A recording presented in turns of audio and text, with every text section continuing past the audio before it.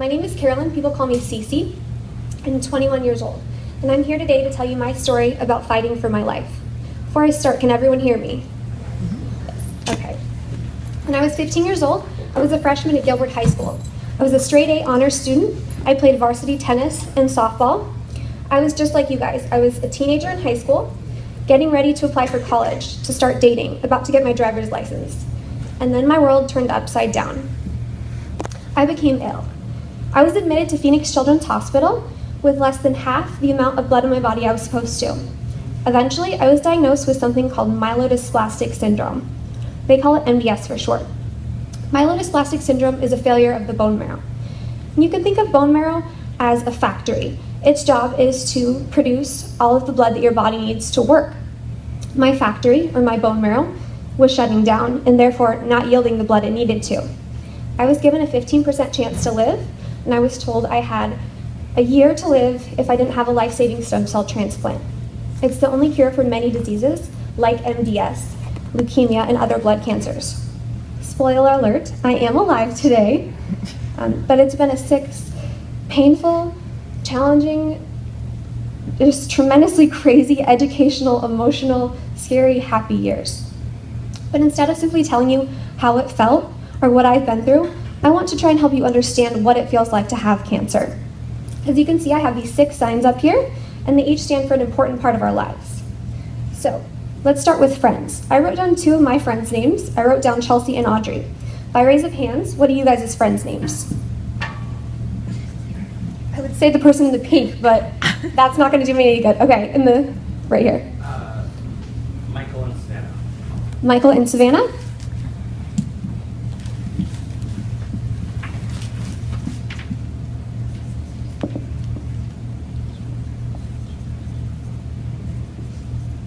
Okay.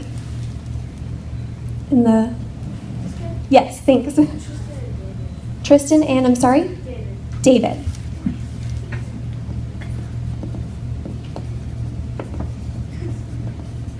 Okay, one more. In the very back.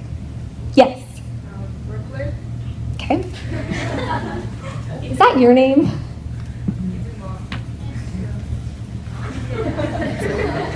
Brooklyn and who else? Ethan. Okay, I'm sure you guys all have lots of friends, but we're going to move on to hobbies. So as I told you, I play tennis and softball. What are you guys' hobbies? This side. Yes. Volleyball and cheerleading.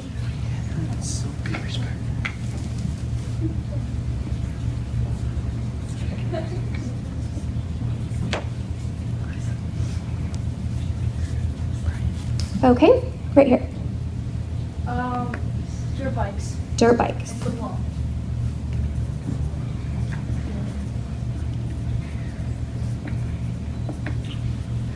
Okay, one more. In the black shirt. Yes. Video games? Okay. Okay, when I think of health, I think of energy and strength. What do you guys think of? Right there. Yes. Nope, you're the one who's turning around. You, yes. Oh, I'm sorry, we're on to health now. So, things that remind you of health. It's good, it's okay. When you're healthy, you can play basketball and you can run. Yes. Smiling.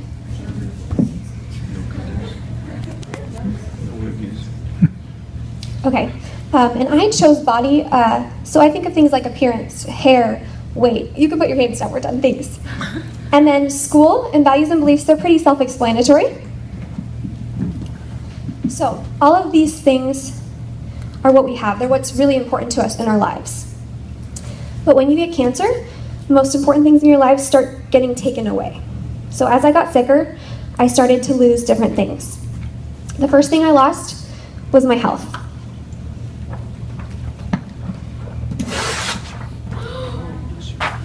When I lost it, I was tired all of the time. I had no energy. I didn't want to go out and do anything. I had bruises everywhere. I was covered in sores and rashes. The chemotherapy made me nauseous and vomit. I felt terrible all the time. I slept just continuously. The next thing I lost was my hobbies, because when you don't feel good, you can't do things like softball and basketball or play football or video games. You don't have the energy to do those things. Not only that, what if I was hit with a softball and they couldn't stop the bleeding? Or I was playing tennis and I fainted? Those were too dangerous, so they were gone.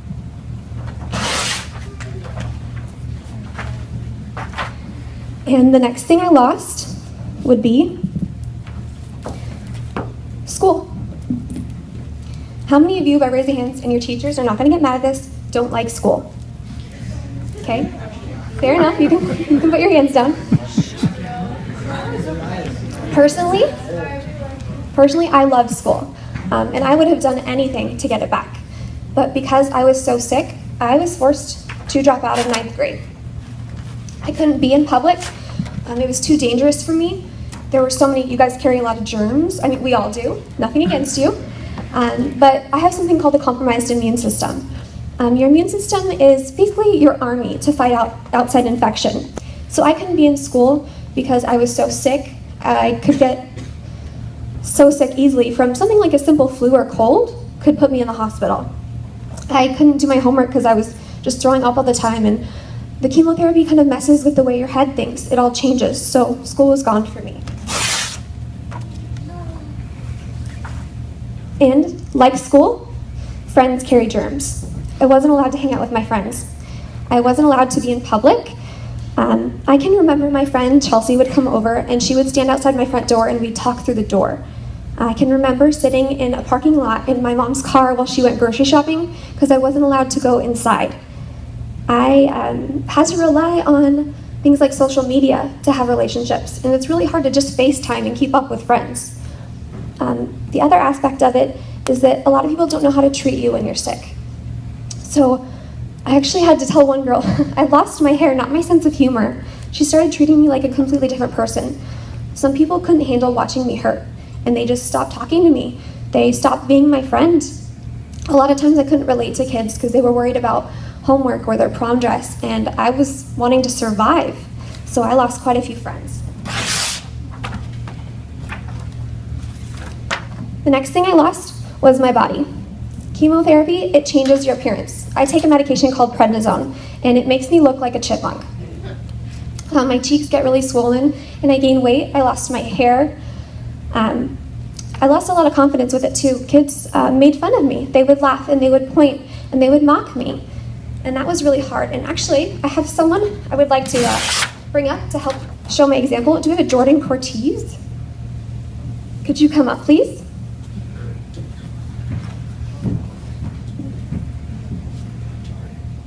Everyone say hi to Jordan. Hi, everybody. I'm going to have you put this mask on if you don't mind. Okay. Okay. So just put it on over your... There you go. And you have to keep it over your nose and over your mouth. Like that. The strap Okay. up higher. So let's be honest, Jordan looks a little bit funny right now. He looks strange. We're not used to seeing people in a mask. It's not normal for us. But underneath that is still the Jordan that you know and love. He's still a person. He still has feelings. Like me, or Jordan in this example, he has to wear that mask because he has a compromised immune system. It's for his own protection. When we see the mask, we think, oh my gosh, maybe he has Ebola, or he's contagious, or maybe he's just crazy. But Jordan wears that mask for his own protection.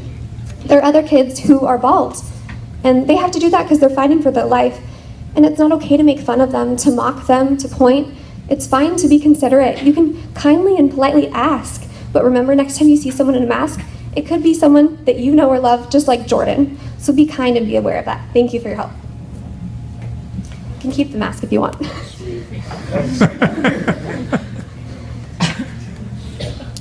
Okay, and the next thing that I lost was my values and beliefs. Everything becomes really confusing. I would lie awake at night and I would cry myself to sleep, wondering if I was going to die. Everything that I thought I knew for sure was gone. I questioned and doubted everything. So I would go to sleep crying, wondering if I was going to die, and I would wake up praying I'd get to live just one more day. So what do I have left? Nothing. My table is empty. And that's when I realized that MDS, or myelodysplastic syndrome, could take everything that I knew away. And it did, as you can see. But the thing about it is, it didn't take away who I am. Because who I am is my drive, my passion, my determination, my will to keep fighting, my character. Those are the things that make me me. The people I love, the hearts I touch. That's what makes me me. No matter if my hair is gone or if I don't have the same friends, I'm still the girl that I am, no matter what happens. And MDS can never take that away, even though it can take my breath away. Sorry, I'm gonna take a drink. Okay. So, I got knocked down countless times. I can remember feeling out of fight and out of hope. And by the grace of God, I stood back up again and I kept going. I don't have a choice of when I die or what kills me, but I do get to choose how I live. So what I did was decided to live my best in every day. And slowly and surely, as I beat MDS, I started to get things back in my life. Like my friends. I kept some of the old ones, and our relationships are stronger than ever. But I made new ones too. My family and I are closer than ever before. And on top of it, I met some really extraordinary people who are wise and kind and thoughtful, like my doctors. I even got to meet Justin Bieber. Oh, yeah, crazy. My hobbies. I love to travel and see the world that I was so blessed to get a second chance to live in. I like to read and write. I'm actually writing a book now. I am also volunteering a lot. I started an organization called Ceci's Climb that raises awareness about the need for donors in the National Marrow Donor Program. And I am in physical therapy to try and get back the ability to play sports. I get my health back, slowly but surely. Just a little while ago, I wouldn't have been able to be here today. I wouldn't have been healthy enough. It's a really slow process, but I work hard to gain the strength and to get back. There's a quote for me that sums it up, and it's, "I may not be where I want to be, but I sure as heck left where I used to be." Get my body back. As I come off of meds, my body's adapting again. My hair has obviously grown back. School. I got my GED as soon as I could. I enrolled at ASU, and I'm pursuing a degree in marketing. And my values and beliefs. I am more at peace with myself and with God than ever before. I'm wiser and I'm stronger because of what I've gone through. I've gotten all of these things back. Had you asked me what my life would be like at 21, I probably would have told you that I was at an Ivy League college, that I was playing on a tennis team wearing one of those cute little skirts, and that I had an awesome internship at a fashion magazine somewhere. So as you can tell, I'm 21 now, and my life is not what I expected. It's not what I wanted, and it's not what I planned. But it's my life, and I'm grateful for every single day of it. We don't get to control how or when we die, but we do get to control how we live. No matter how many times we get knocked down, let's get back up, and let's lend a hand to others who need help getting back up. No matter how difficult or alone you feel right now, things will get better. We have the opportunity to make a difference in this world. Whether it's wearing pink in support of breast cancer awareness, walking in the annual Make-A-Wish walk, raising money for a friend, or caring enough not to stare, point, or laugh at someone because they look different, you have the power to make a difference. Thank you.